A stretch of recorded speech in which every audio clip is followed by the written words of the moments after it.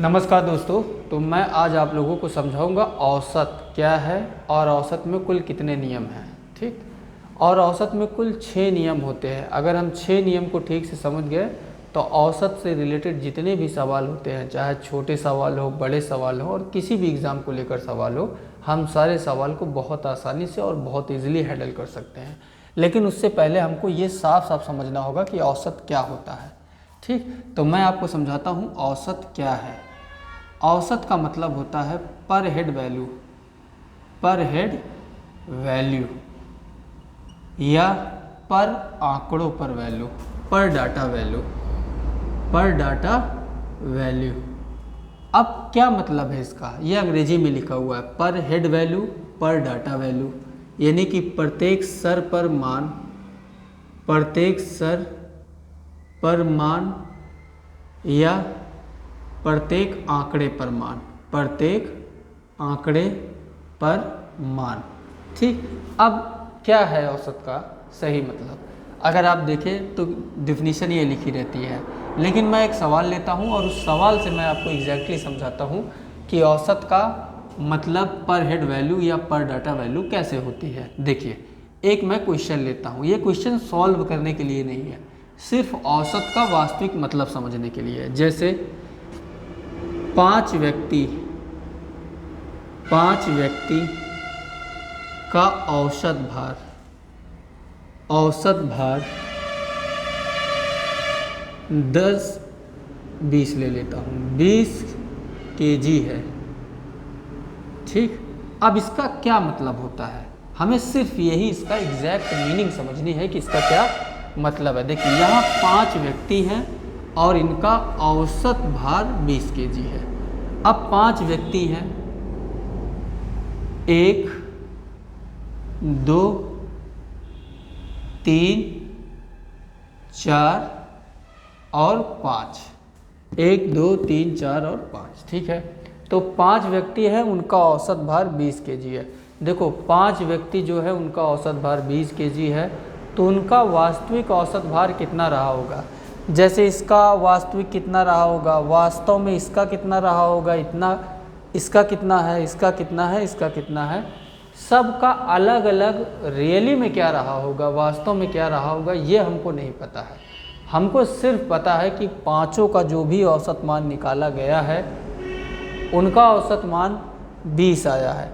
तो जब भी औसत मान 20 आया है तो इसका यही मतलब है कि वास्तव में तो हमको नहीं पता होता है कि इनके सर पे कौन है, लेकिन औसत भार का मतलब होता है कि पर हेड वैल्यू।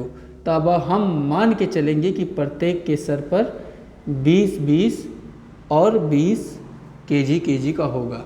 तो 5 व्यक्तियों का औसत भार 20 है, तो इसका मतलब है कि प्रत्येक व्यक्ति के हेड पर जो भी वैल्यू है वही औसत होती है। ठीक, प्रत्येक व्यक्ति के हेड पे जो भी वैल्यू होती है वो औसत होती है। एक एग्जांपल मैं और समझाता हूँ। जैसे मान लीजिए एक व्यक्ति है, एक दूसरा व्यक्ति बी है, एक तीसरा व्यक्ति सी है। ठीक, ये 1200 रुपये कमाता है महीने में, ये भी 1200 रुपये महीने में कमाता है, ये भी 1200 रुपये महीने में कमाता है। तो मैं पूछूं कि ए बी सी का टोटल औसत क्या है? ए बी सी का औसत क्या है? तो अब देखिए, अब इसमें कोई फार्मूला नहीं लगाना है कि तीनों को जोड़ लीजिए, 1200 1200 1200 3600 हो जाएगा। ये फार्मूला लगाने की ज़रूरत नहीं है, क्योंकि औसत का मतलब होता है पर हेड वैल्यू। अगर सभी के हेड पे जो जो बराबर बराबर मान है वही औसत हो जाता है। तो इसका मतलब ए बी सी का औसत कितना हो जाएगा? 1200। अगर इन तीनों का हम लोग औसत निकालेंगे, ए बी सी का जो औसत मान अगर हम निकालेंगे तो पर हेड वैल्यू जो होती है वही औसत होता है। ठीक, तब हम याद रखेंगे कि पर हेड वैल्यू जो होगी वही हमारा औसत होगा। अगर हमें ये एग्जैक्ट पता है तो हम बहुत सारे सवालों को आसानी से हल कर सकते हैं। तो मैं आपको इसी कॉन्सेप्ट पर आधारित सवाल बताता हूं जो एग्ज़ामों में आते हैं, वो सवाल कैसे कैसे आते हैं। अगर हमें ये कॉन्सेप्ट क्लियर पता है कि औसत का मतलब पर हेड वैल्यू होती है तो सारे सवाल को हल कर सकता हूँ।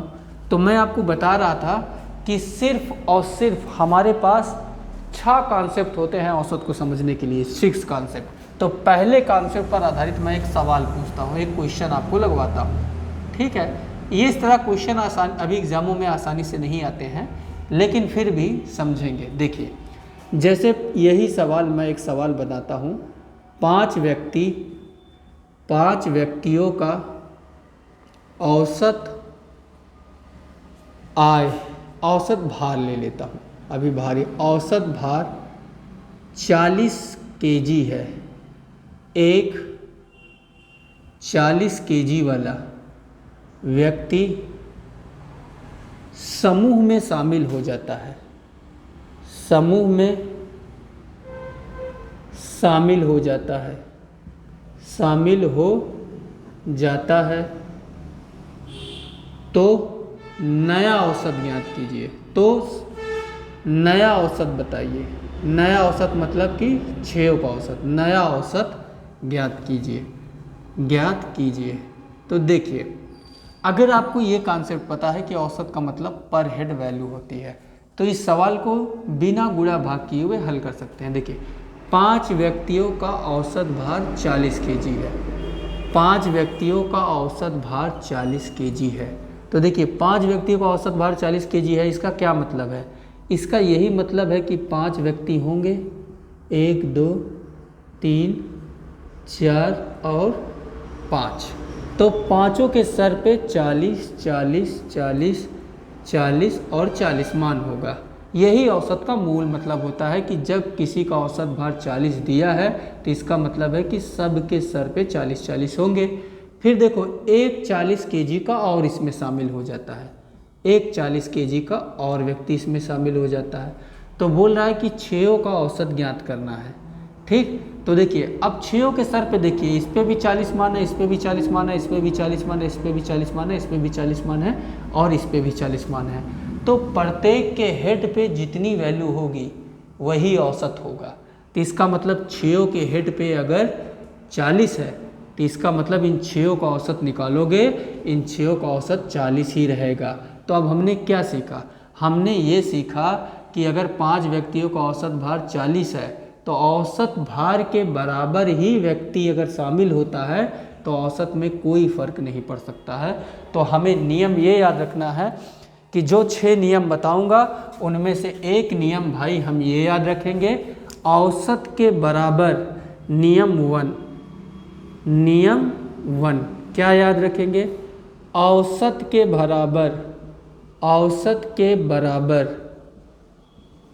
कोई शामिल होता है, कोई शामिल होता है, शामिल होता है तो औसत वही रहता है, वही रहता है, वही रहता है, ठीक। ये पहला नियम जानेंगे कि औसत के बराबर अगर कोई शामिल रहता है तो जो औसत पहले था वही औसत बाद में भी रहेगा। देखिए, एक दूसरा एग्जाम्पल मैं और सवाल समझा देता हूँ इसी नियम पर आधारित, कि अगर औसत के बराबर कोई चीज़ शामिल की जाती है तो वही रहेगा, ठीक। जैसे मान लीजिए कि 4 संख्या है, एक दूसरा क्वेश्चन मैं समझाता हूँ कि 4 संख्याओं का औसत, 4 संख्याओं का औसत 8 है। एक 8 मान वाली, 8 मान वाली संख्या समूह में शामिल हो जाती है, समूह में शामिल हो जाती है, शामिल हो जाती है, हो जाती है तो नया औसत, नया औसत। अब भाई नया औसत हमको बताना है, तो अब हमने क्या बताया है कि औसत के बराबर ही कोई संख्या शामिल होती है तो औसत में कोई नहीं फर्क पड़ता है, क्योंकि औसत का मतलब होता है पर हेड वैल्यू या पर डाटा वैल्यू, प्रत्येक सर पर मान। देखिए, 4 संख्याओं का औसत 8 है तो इसका मतलब 4 संख्याएं कोई रही होंगी, 1 2 3 और 4, तो सब के सर पर 8 8 रहा होगा, तभी तो 4 संख्याओं का औसत 8 है। एक संख्या और शामिल हो गई, उसका भी मान कितना था? 8 ही था। तब देखिए, पांचों संख्याओं के सर पर कितना है? 8 8 8 8 8, तो पर हेड वैल्यू जो होती है वही औसत हो जाएगा, निकालने की जरूरत ही नहीं है। अगर बराबर औसत है तो इन पांचों का जो नया औसत होगा हमारा नया औसत होगा वो 8 होगा।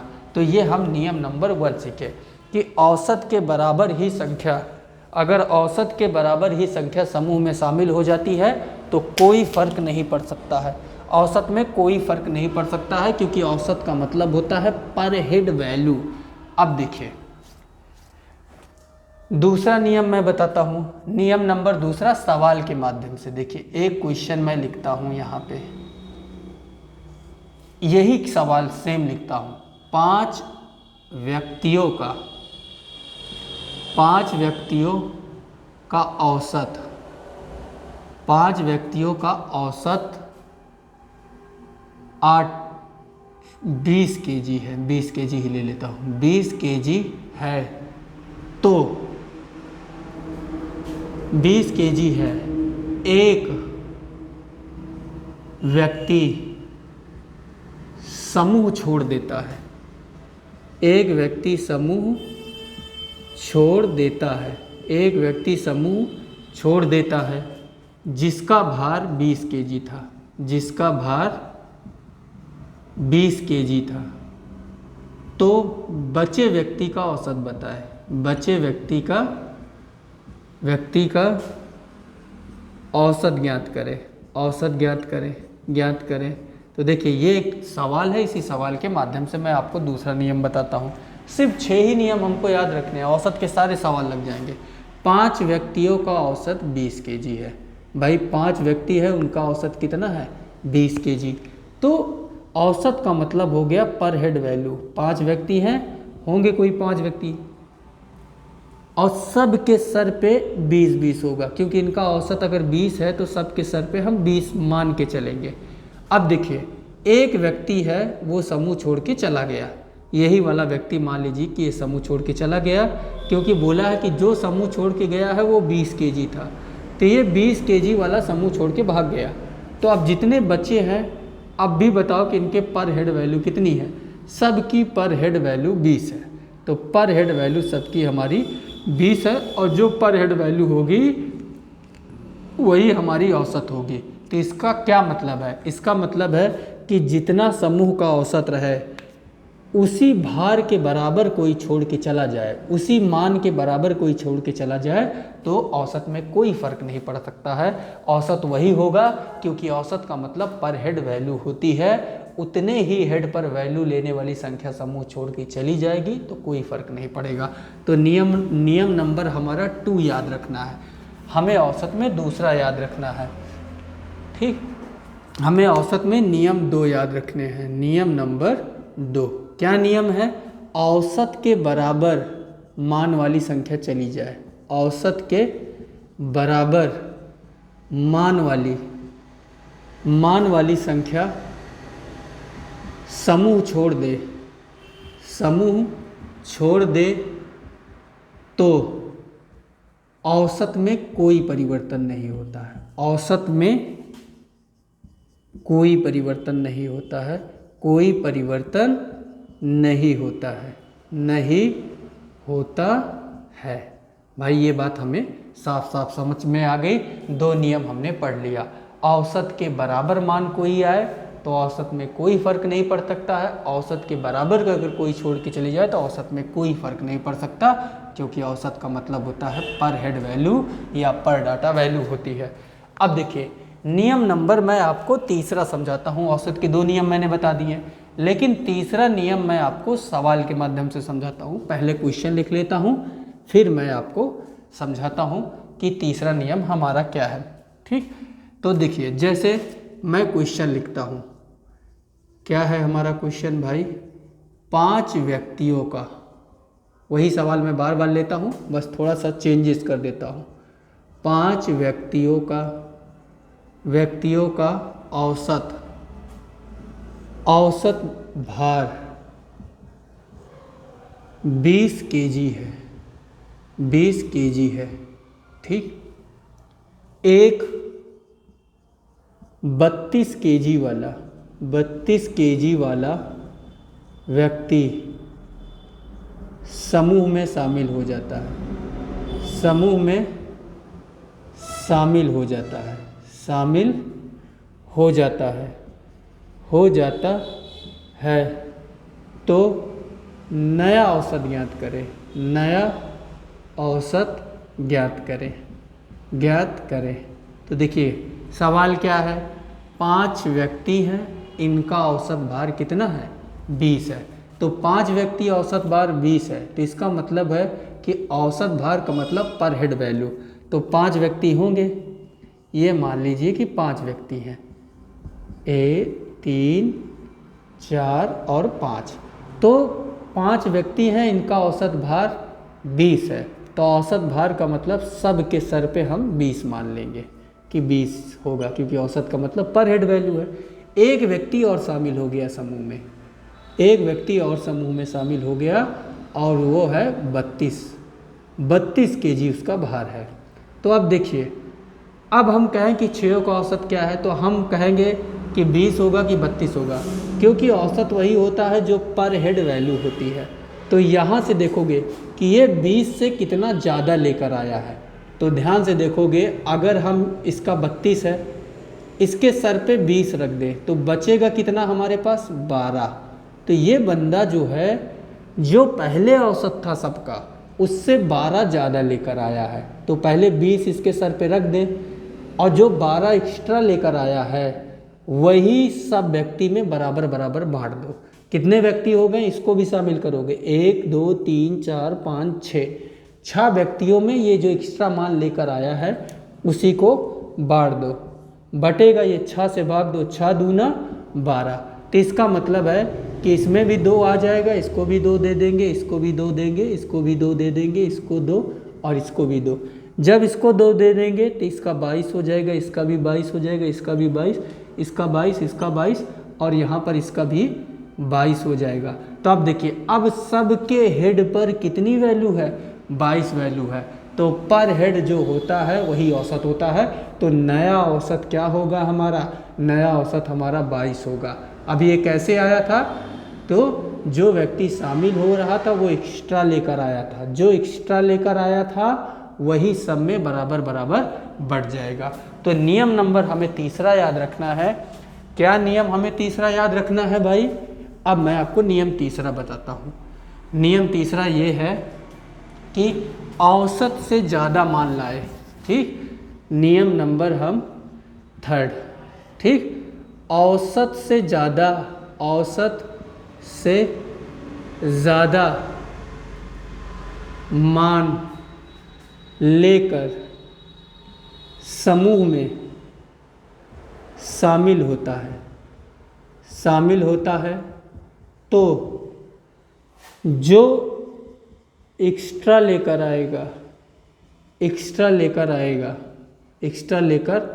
आएगा वही मान सभी में बराबर बराबर ज़्यादा बढ़ जाएगा।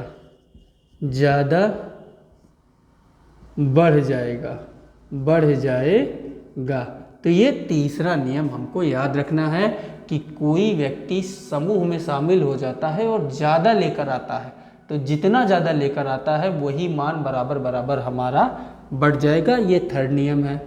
लेकिन ज़्यादा लेकर आए ये ज़रूरी नहीं है, कम लेकर भी आता है। तो नियम नंबर हम 4 समझेंगे। तो नियम नंबर हमारा 4 क्या है, जैसे मैं इस सवाल को इरेज करता हूँ और नियम नंबर आपको 4 बताता हूँ। तो नियम नंबर 4 हमारा क्या है, ज़रा उसे समझते हैं। मैं एक सवाल लेता हूँ और आपको उसी के माध्यम से समझाता हूँ। देखिए, जैसे एक क्वेश्चन मैं आपको देता हूँ। क्वेश्चन क्या है, 5 व्यक्ति हैं, ठीक, 5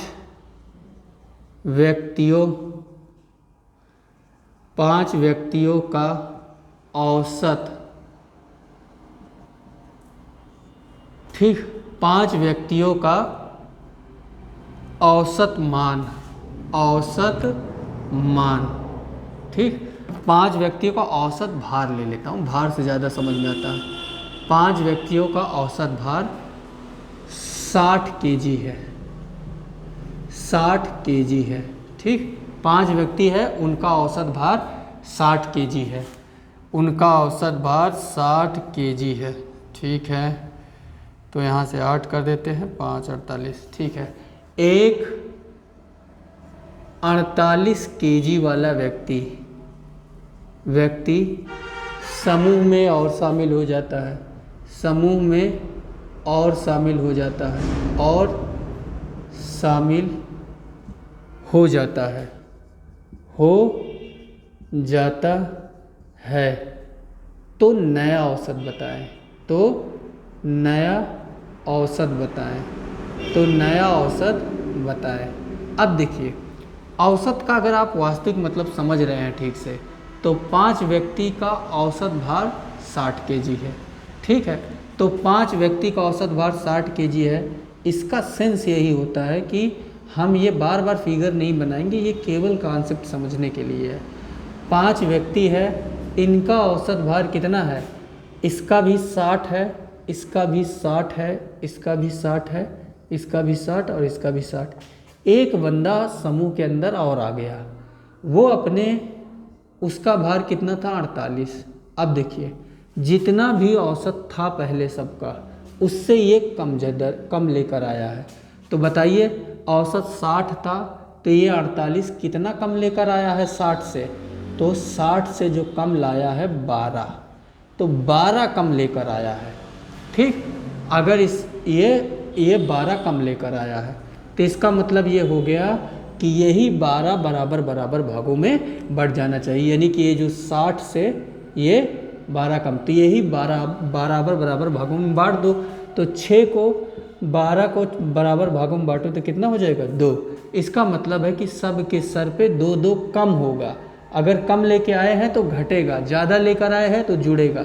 2 कम कर दो, 2 कम करो, 2 कम करो, 2 कम करो, 2 कम करो, यहाँ भी 60 मान लेंगे, 2 कम कर देंगे। तो इसका मतलब है कि अब सबके हेड पे 58 58 58 58 58 और 58 बचेंगे, तो नया औसत 58 हो जाएगा।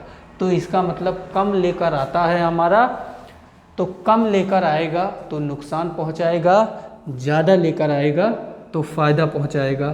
तो ये दूसरा नियम, हम ये नियम नंबर 4 याद रख सकते हैं। इसको मैं इरेज कर देता हूं, और फिर नियम नंबर मैं 4 आपको बता दिया कि नियम नंबर हमारे 4 क्या है, औसत से कम। नियम नंबर 4, नियम नंबर 4, औसत से कम, औसत से कम,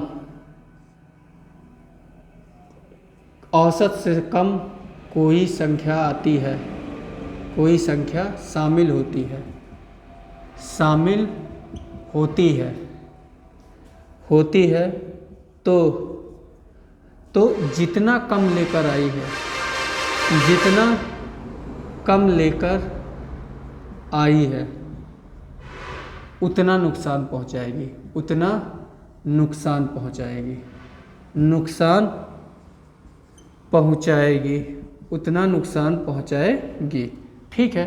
ये चीज़ें हम याद रखेंगे। 2 नियम, 4 नियम और मैं आपको बताता हूँ कि 2 नियम, नियम नंबर हमारा 5 है। यदि मान लीजिए कि कुछ संख्याओं का औसत इतना है, नियम नंबर मैं आपको 5 बताता हूँ कि नियम नंबर 5 क्या है। थोड़ा सा स्याही रख लेते हैं क्योंकि स्याही कम हो गई है भाई, अपने पास स्मार्ट बोर्ड की कमी है, ठीक है। अब मैं इसको मिटा देता हूँ और नियम नंबर 5 बताता हूँ। क्या है नियम नंबर 5? पहले सीधा नियम ही लिख देता हूँ। देखिए, अगर n संख्याओं का औसत, नियम नंबर 5, सीधा मैं नियम ही लिख देता हूँ। यदि n संख्याओं का, स्मॉल में ले लेता हूँ उसको, n संख्याओं का औसत a है,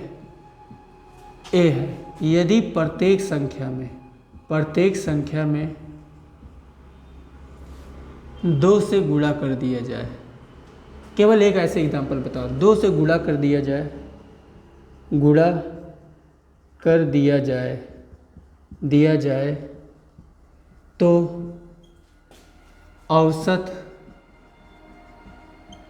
2a हो जाएगा, 2a हो जाएगा। अब इसका क्या मतलब है भाई? इसका मतलब यह है कि n संख्या है, इनका औसत a है। प्रत्येक संख्या को हमने दुगना कर दिया। तो देखो, प्रत्येक संख्या को दुगना करोगे तो औसत भी दुगना हो जाएगा, औसत भी दुगना हो जाएगा। लेकिन केवल दुगना नहीं करेंगे, औसत भी 3 गुना हो जाएगा, 4 गुना हो जाएगा, 5 गुना हो जाएगा, 6 गुना हो जाएगा। ठीक है। अब देखो क्वेश्चन इसी पे लिख देता हूँ। क्वेश्चन ये लिख दिया देता हूँ कि 5 संख्या का औसत 40 है। यदि प्रत्येक संख्या को 3 से गुणा करें, 3 से गुणा करें तो नया औसत क्या होगा? अब भाई देखो, 3 से गुणा किए हो, अगर प्रत्येक संख्या को जितना गुना किए हो उतना ही गुना औसत हो जाएगा। कैसे इसको समझ सकते हैं? 5 संख्याएं हैं तो इसका मतलब ऐसे ही कोई व्यक्ति नहीं, संख्या बना लेता हूँ। ऐसे कोई 5 संख्याएं हमारी होंगी, 1 2 3 4 और 5। सबका औसत कितना होगा? 40 40 40 40 40 40। कह रहा है प्रत्येक संख्या को 3 से गुणा करो। भाई प्रत्येक संख्या को 3 से गुणा करो, प्रत्येक संख्या को 3 से गुणा करोगे तो क्या रिजल्ट मिलेगा? इसका रिजल्ट मिलेगा 120 120 120 120 और 120। तो सबका मान देखो 120 120 हो जाएगा। तो कहने का मतलब है कि अगर 3 गुना करेंगे तो औसत भी 3 गुना हो जाएगा, 4 गुना करेंगे तो औसत भी 4 गुना हो जाएगा। और ये तो हमारा नियम नंबर 5वां था। ठीक, नियम 5वां था। अब इसी को मैं इरेज कर देता हूँ और आपको नियम नंबर 6 बताता हूँ। नियम नंबर हमारा 6 क्या है? देखो, नियम 6 है कि यदि n संख्याओं का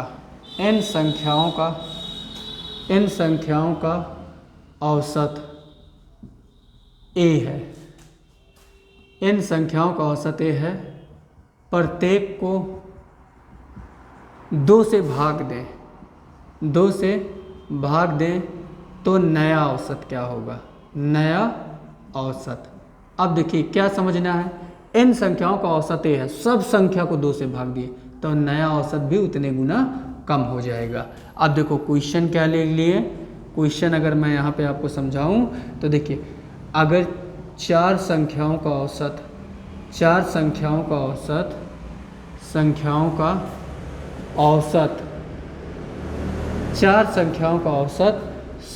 है, यदि प्रत्येक में 3 से भाग दे तो नया औसत क्या होगा? नया औसत क्या होगा? तो आप बहुत ध्यान से आप समझ सकते हैं नया औसत क्या होगा।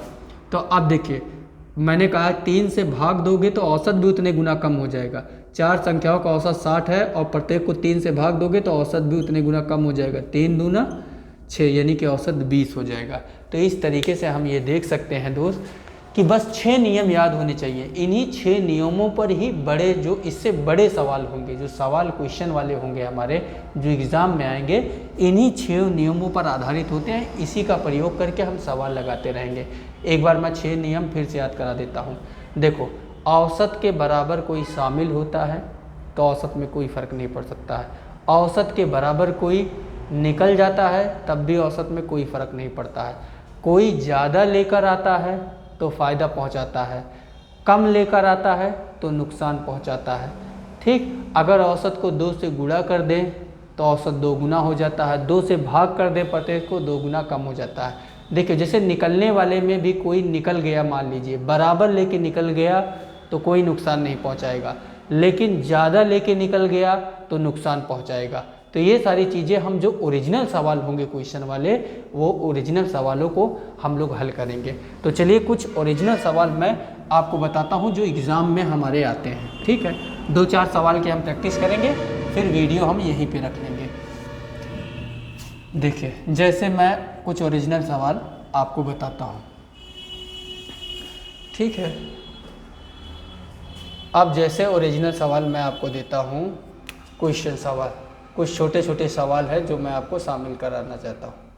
जैसे मान लीजिए कि चार संख्याओं का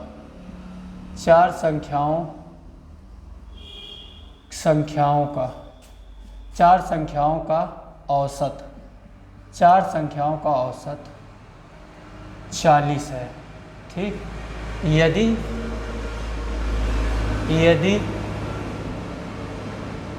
46, 45 और 41 चार संख्याओं का औसत इतना है। यदि 46, 47 ले लेता हूँ यहाँ ताकि क्वेश्चन बन पाए, 47 और 41 को भी शामिल कर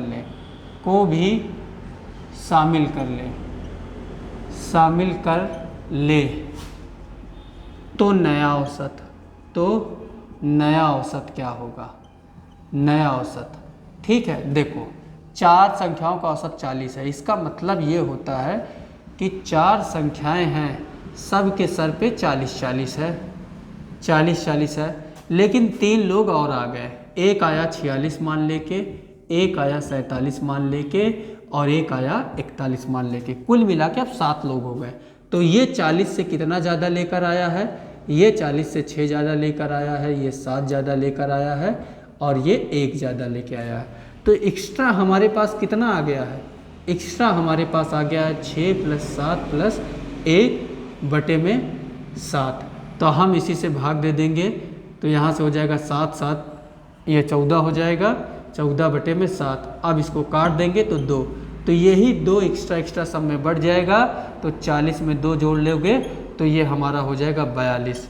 तो ये इस तरीके से हम बिना गणितीय फार्मूला लगाए हुए आसानी से चीज़ों को हल कर सकते हैं। अगर कम लेकर आता तो नुकसान पहुंचा देता, जैसे कम लेकर आते तो नुकसान भी पहुंचाते, तो कमी हो जाती। तो आगे जो अगली नेक्स्ट वीडियो होगी, हम नेक्स्ट वीडियो में सिर्फ क्वेश्चन लगाएंगे औसत पे, जितने औसत पर आधारित सवाल होते हैं उनको कैसे आसानी से हल किया जाए बिना ज़्यादा कैलकुलेशन किए हुए, बिना गणितीय विधि को लगाए हुए। और औसत में और भी जो थोड़े बहुत नए कॉन्सेप्ट होंगे मैं आपको नेक्स्ट वीडियो में बताऊंगा। आई होप ये वीडियो आपको समझ में आई होगी और औसत और गणित का एक महत्वपूर्ण कॉन्सेप्ट आप समझ गए होंगे। अगर आपको ये चीज़ें समझ में आई हो तो प्लीज़ लाइक करें और सब्सक्राइब करें। Thank you so much.